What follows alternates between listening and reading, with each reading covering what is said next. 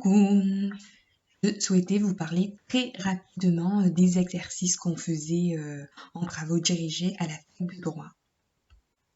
Alors, avant de commencer, je pense qu'il serait quand même assez intéressant que vous demandiez à vos professeurs ou vos chargés de TD, je ne sais pas si vous les avez encore vus ou pas, quelle méthode ils préfèrent utiliser parce que en fait, à la fac, il faut vraiment respecter la méthode qu'ils ou qu'elles donnent. C'est quand même super important de respecter leur méthode, mais à la première séance, ils précisent quand même assez souvent, et c'est vrai que en fonction des professeurs, euh, ils n'ont pas tous la même méthode, hein. Donc c'est quand même assez important de leur demander s'ils vous la donnent pas directement. Je pense que la première séance, ils vous la donneront, mais au cas où, demandez même avant de faire les travaux dirigés. Ça serait quand même pas mal de leur préciser quelle méthode il faut utiliser, hein. Alors, à la fac de droit, vous avez beaucoup, hein, de fiches d'arrêt, de commentaires d'arrêt, de cas pratiques, même des fois des dissertations, des questions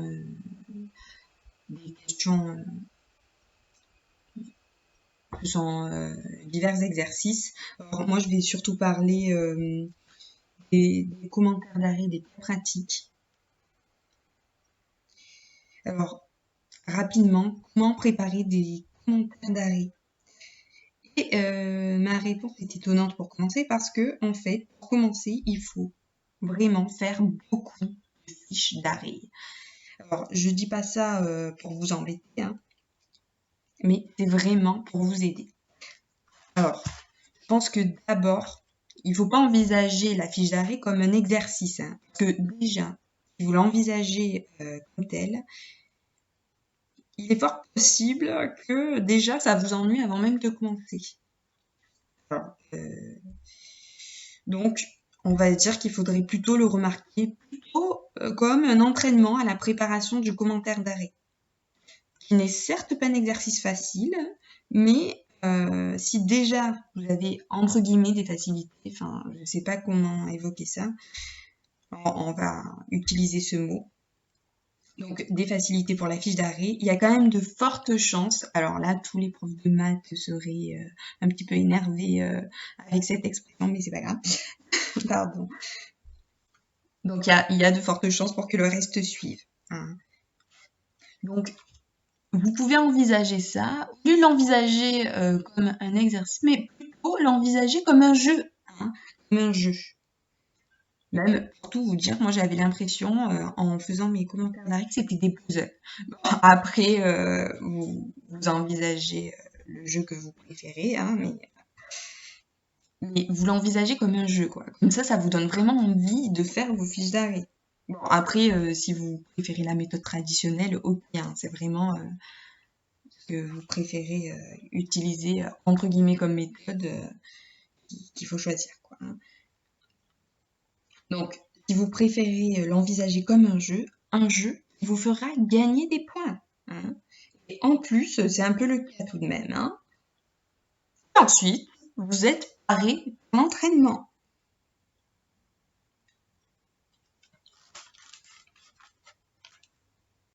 Alors, même, je dirais que pour la fiche d'arrêt, je l'assimile vraiment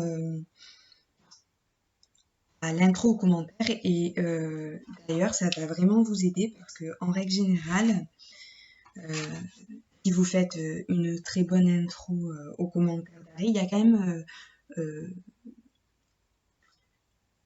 entre guillemets encore, de fortes chances pour que vous ayez la moyenne, donc minimum en plus. Donc j'ai envie de dire que vraiment les fiches d'arrêt, en plus je trouve c'est quand même un peu plus rapide une fois que vous avez compris la méthode. Et, euh, et ensuite vous entraînez le commentaire d'arrêt, parce que le commentaire d'arrêt, il faudra le faire en entier, ça vous aidera vraiment.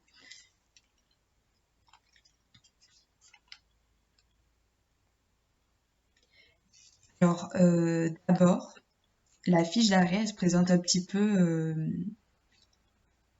En fait, il faut que vous écriviez une petite accroche. en fait. C'est ce qui va déterminer rapidement le sujet du commentaire, entre guillemets. Enfin, ça se dit pas trop comme ça, mais alors, en règle générale, là aussi, ça dépend des méthodes. Il y a des professeurs qui vous diront qu'en fait, il faut faire une accroche en une ligne. Et en fait, vous lisez plusieurs fois l'arrêt et directement, vous voyez de quoi il s'agit. Et en fait, dans l'accroche, bah, après, ça dépend des méthodes, d'où l'intérêt de demander quand même, ou de bien écouter en cours ou en TD ce qui vous précise, parce que selon les profs, ils peuvent vous enlever des points pour la méthode, parce que je pense qu'ils estiment quand même que la méthode, c'est encore plus important que le reste. Et puis en plus, ça vous permettra vraiment de vous aider. Donc c'est un peu pas, enfin en fait c'est vraiment pas pour rien s'ils vous précisent qu'il faut respecter les méthodes quand même.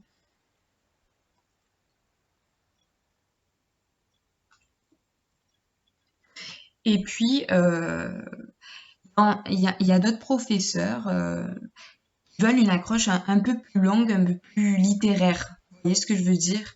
Donc ouais, faut vraiment demander. Alors, moi pratiquement dans toutes mes années de fac, c'était une accroche très rapide qu'ils voulaient. Enfin genre euh, comment expliquer? En lisant l'arrêt, déjà en commençant à lire l'arrêt, vous voyez de quoi il s'agit. Vous mettez un peu sur le côté les éléments les plus importants. Et ensuite, dans votre accroche, euh, il faut qu'on remarque de quoi l'arrêt parle, en fait. Parle, pardon, excusez-moi, de quoi l'arrêt de quoi l'arrêt traite, pardon. Bon, après, quand je parle d'arrêt, c'est un terme très générique, hein, parce que ils peuvent, les profs peuvent vous demander les juges, enfin, des fiches de jugement et tout. Bon, en règle générale, c'est plus des fiches d'arrêt. Euh, d'où l'importance de remarquer vraiment le vocabulaire, parce que les jugements, en fait, ça concerne entre guillemets, vraiment dit comme ça, c'est pas très bien, mais les décisions des tribunaux, alors que les arrêts, ça regroupe un peu tout. C'est pour ça que je dis fiche d'arrêt, mais oui, oui, oui, je fais un peu des bêtises parce qu'il faut vraiment, vraiment, vraiment faire attention avec les mots. D'où l'important d'avoir soit un dictionnaire, soit un vocabulaire juridique près de vous. Et très important, l'ENT. L'ENT, je suis désolée, mais vraiment, l'ENT, il vous aidera vraiment. Alors, oui, j'ai oublié de préciser, juste une petite parenthèse, avant de commencer vos TD, il faut quand même réviser le cours, hein. Ça vous aidera aussi. Alors, je termine la parenthèse. Donc, vous commencez par une accroche. D'ailleurs, je trouve que son nom indique bien ce que cela signifie, hein. Ensuite, vous rappelez rapidement les faits.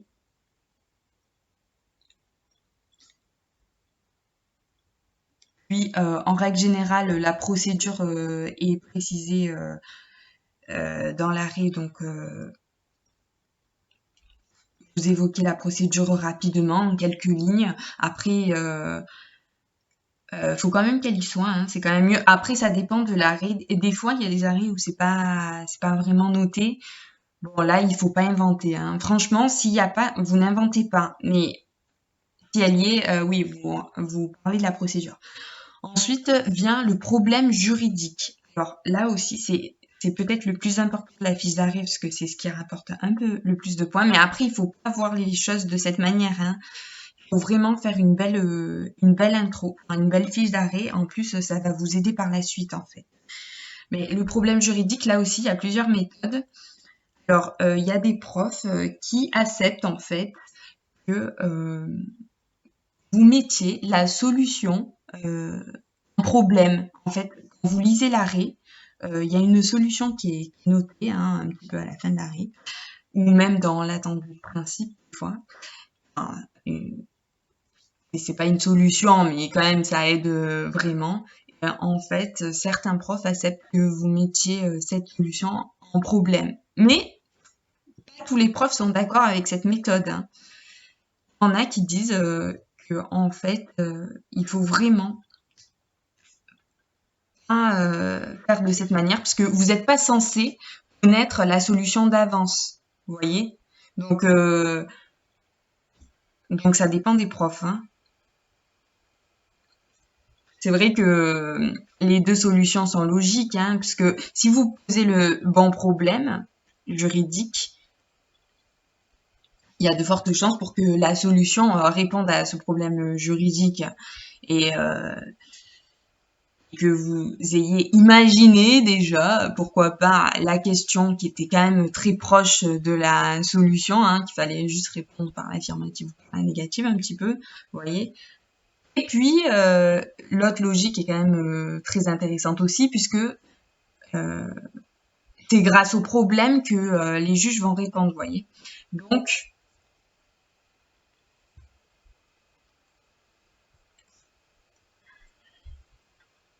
Donc il faut vraiment écouter la méthode que vos professeurs donneront, hein. Et ensuite, la solution. Alors, la solution, elle est souvent notée à la fin de l'arrêt, hein. Après, il y a des arrêts plus ou moins longs, ça dépend. Et puis en plus, ça dépend aussi des matières. Euh, bon, moi, je parle d'arrêt parce que le terme est très générique, hein.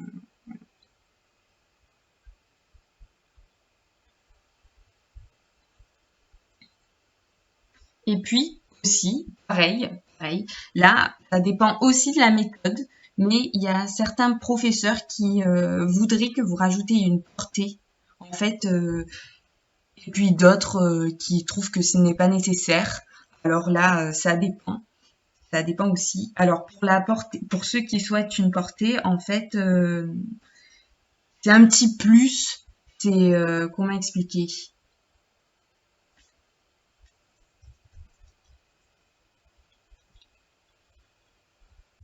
C'est quelque chose qui va apporter un petit plus et qui va mieux expliquer le domaine dans lequel euh,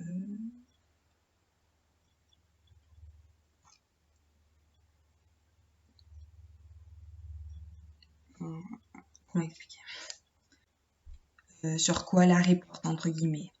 Alors, une fois que vous avez fait ça, votre fiche d'arrêt elle est constituée.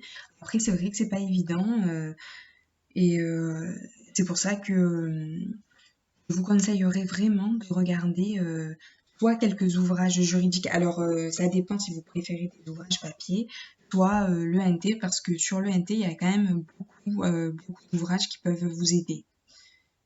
Et surtout sur la méthode. Mais n'empêche, plus vous vous entraînez sur la fiche d'arrêt, plus vous aurez entre guillemets, des facilités à faire l'introduction aux commentaires d'arrêt et c'est pas négligeable. Alors, c'est vrai que je parle de points entre guillemets.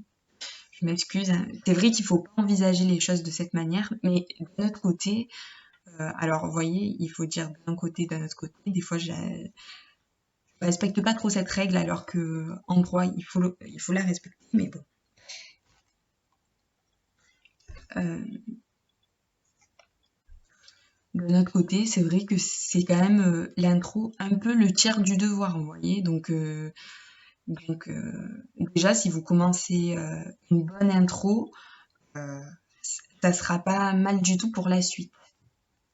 Donc vous entraînez à la fiche d'arrêt, ça vous aide pour entre guillemets l'intro au commentaire d'arrêt. Or, si vous faites le commentaire d'arrêt, donc vous entre guillemets reprenez cette fiche d'arrêt et puis vous rajoutez une annonce du plan. Euh, L'annonce du plan, en fait, sur le brouillon, ou vous faites comme vous voulez, hein, mais sur le brouillon, vous mettez votre plan, hein. En fait, il doit se composer à la fac de droit en deux parties, deux sous-parties.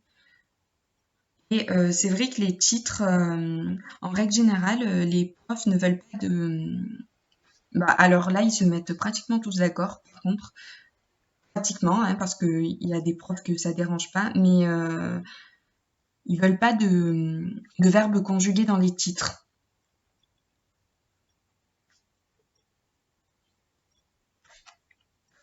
Et puis, il y en a certains, pour être plus précis, bon, alors là, c'est pas tout le monde qui fait ça, parce que sinon ça serait encore plus dur.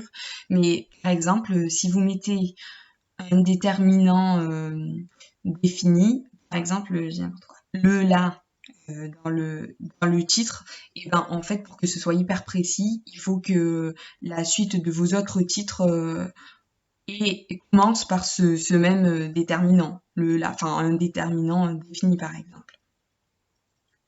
Bon après ça c'est vraiment un détail, enfin heureusement pas tous les profs sont d'accord avec ça parce que ça serait un peu plus dur. Déjà que c'est pas facile quand vous commencez, et en plus il faut que vous fassiez pardon, attention à ce que ça corresponde, ça serait quand même assez dur. Bon après si vous arrivez à le faire c'est très bien, hein. Mais après, ça fait rien si par exemple,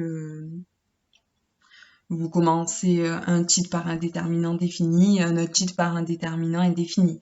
Par contre, c'est vrai que le mieux, c'est pas de verbe conjugué dans les titres. Bon, après, ça dépend aussi des professeurs. Des fois, ils veulent pas les deux petits points. Bon, après, ça dépend. Si maintenant vos titres sont vraiment excellents et que vous mettez deux petits points, je pense pas qu'ils vous en tiendraient rigueur, mais franchement, je sais pas trop. Vraiment, la méthode, il faut vraiment la demander à vos professeurs, hein. Ensuite, vous faites votre développement. Euh, alors là, vos professeurs vous diront ce qu'ils préfèrent aussi. Mais entre le premier titre et le grand A, hein, par exemple, parce que en règle générale, ça se constitue grand 1A, grand 1B, grand 2A, grand 2B. Donc entre le grand 1 et le grand 1A, en fait, il faut que vous fassiez une petite transition. Enfin, en fait, c'est une transition, mais ils appellent, en fait, c'est un chapeau. Ils appellent ça chapeau parce qu'en fait, c'est votre annonce de l'autre plan entre le A et le B.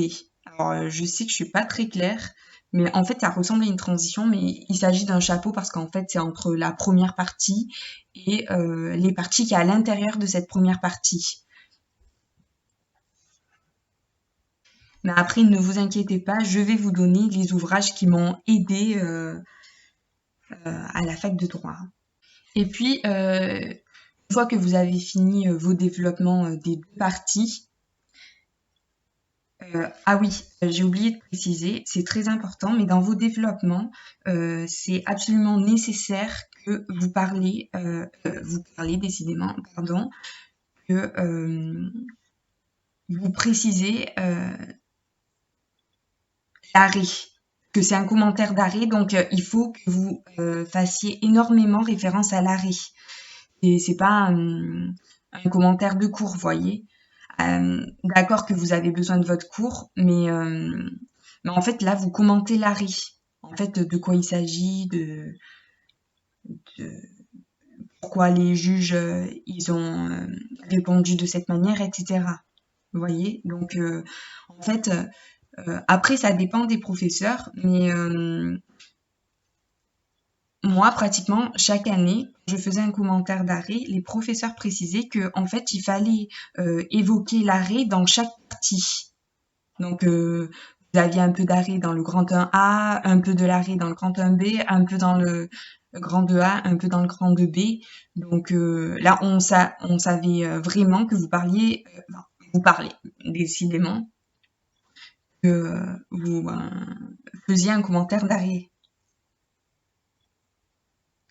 Après, là aussi, ça dépend des professeurs, parce que il y a d'autres professeurs qui précisent qu'il faut alors évoquer l'arrêt dans les différentes parties, c'est un petit peu obligatoire, mais certains professeurs, ils considèrent que c'est pas nécessaire dans toutes.